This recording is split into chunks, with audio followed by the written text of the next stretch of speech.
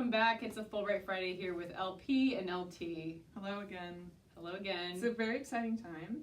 It's graduation. It's graduation weekend, which means our viewership rates might go down a little bit, but It'll those be that with are us. here, we're happy that you've, stuck with it. What I have noticed is that there's been a lot of parentals on campus, seeing a lot of Indeed. parents, Yeah. a lot of friends, just swarming at this time of year, so that's always exciting. Yeah.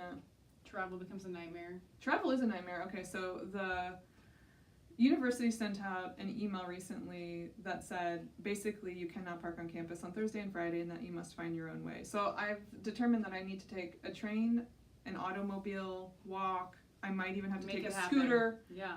I mean, the one thing I lack is Scooters a are plane. everywhere. Yeah. You have a Like that's plane. basically the one thing I don't have to take to get here on campus on Thursday. Yeah. Oh my gosh, I have to tell you, I was recently on a plane where they told us they delayed boarding because they told us that someone had vomited on the previous flight and they had to bring people in to bring in a new seat cushion to replace the seat cushion. But I was thinking, if you had projectile vomit, that would have That's gotten gross. It would have gotten over the other seats. It's like a hazmat situation. Yeah, I didn't want to sit. Then when you enter I'd the be plane, like, what seat is it? I know, and I'm I like, didn't know this what seat seat is it clean, was. but the spew here. So when I got on, I was indicates- like discreetly looking around me Yeah, to see if I that's could see any like chunks remaining. I think that new plane, it would be time for a new plane at that point. Yeah, I mean that probably happens I quite don't want frequently. to wait for that. Well, that's why they have the Yeah. little vomit bags. But no, they don't. Not always. Really? I Yeah, thought I that don't was like think those are- standard. no, I think Because I always those put are my gone. banana peel in it. If you're in Frontier, you probably have to pay for your vomit bag because you pay for everything in Frontier. Spirit. It's like, here you go. Yeah. $15 vomit bag. Yeah.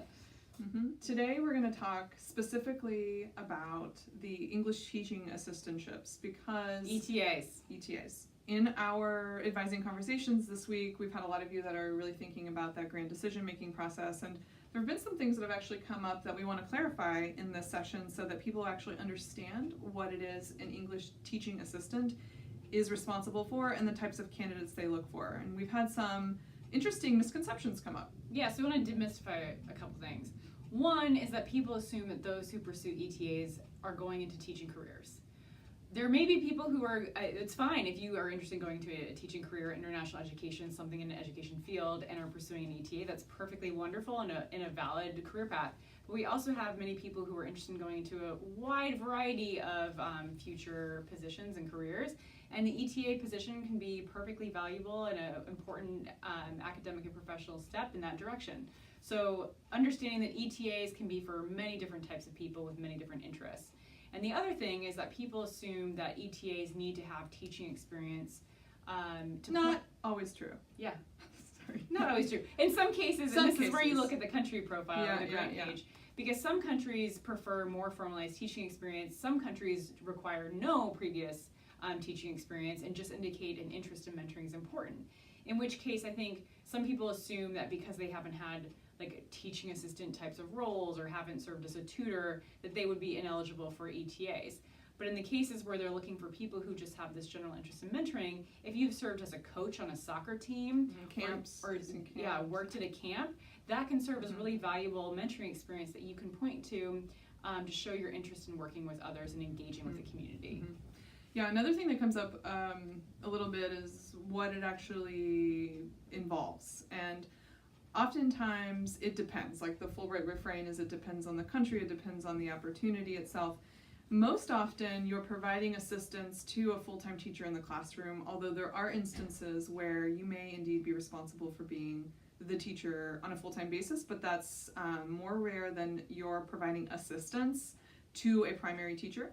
And what oftentimes perhaps goes unrecognized with these grants is that they're part-time. So between 15 to 25 hours a week, you'd be in the classroom providing that teaching assistantship.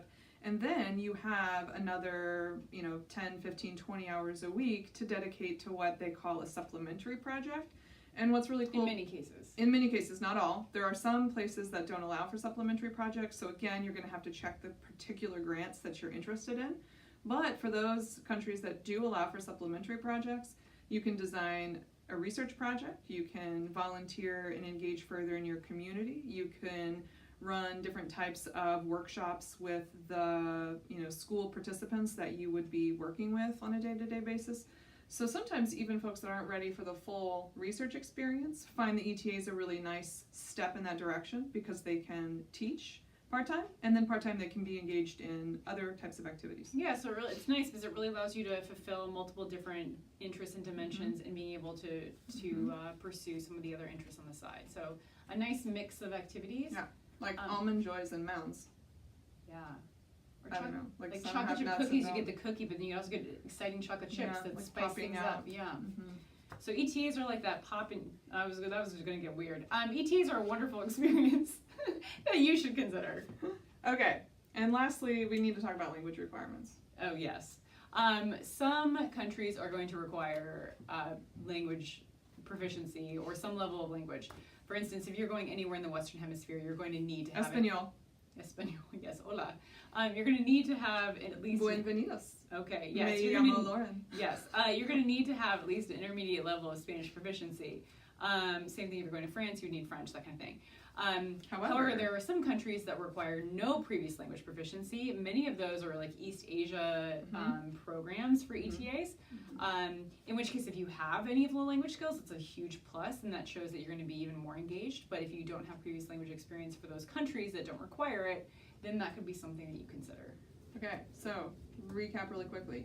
ETAs, you do not have to have formal teaching experience, nor do you need to have aspirations to be a teacher. But those things are also applicable if you have them. 1. 2, supplementary potential, so knowing more about the grant and what's involved. It's not always just teaching. And then 3, make sure that your language abilities match the country's expectations. 1, 2, 3. Okay, fan club. Yay. Nobody's written in with LP's really interested in having some sort of groupie name. I but really am. I told her first to have groupies to have a groupie name. Just kidding. All right. Yeah, I don't know. Okay, so basically, fan club have written in. The fan club has written in. And we have a great question today. All right. If you won the lottery, what would be the first thing you purchase? An all expense paid trip around the world in 80 days. Why 80? I don't know, that just seemed like, It seemed like the right amount of time. Yeah.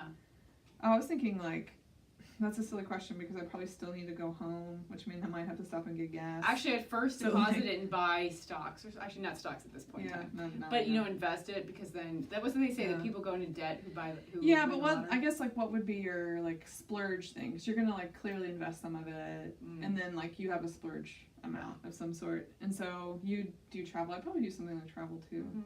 But you just go like and stay at a resort. I would not stay at a resort. I would No, stay on the beach, but I would not stay at a resort. Okay, yeah. I don't do cruises. Because it's like resort. I know, I was going to say that's like. I don't do other people on my vacation. Yeah. I like houses. Like get a house, chill out, cook for yourself. You would buy a private island? Maybe do that. But then you have to like, then it'd be the fire festival. The upkeep. You'd have to like make sure that things were there. I know. It's like looks really idyllic, like and then Lawrence you're like fire festival. Yeah, and then you're like, there's no plumbing on this island. Yeah, like that would be very unfortunate. Problematic. But yeah, the ocean. So we'd both make smart decisions with our lottery winnings. Being very we'd thoughtful. invest it and then also Splurge splurge on islands.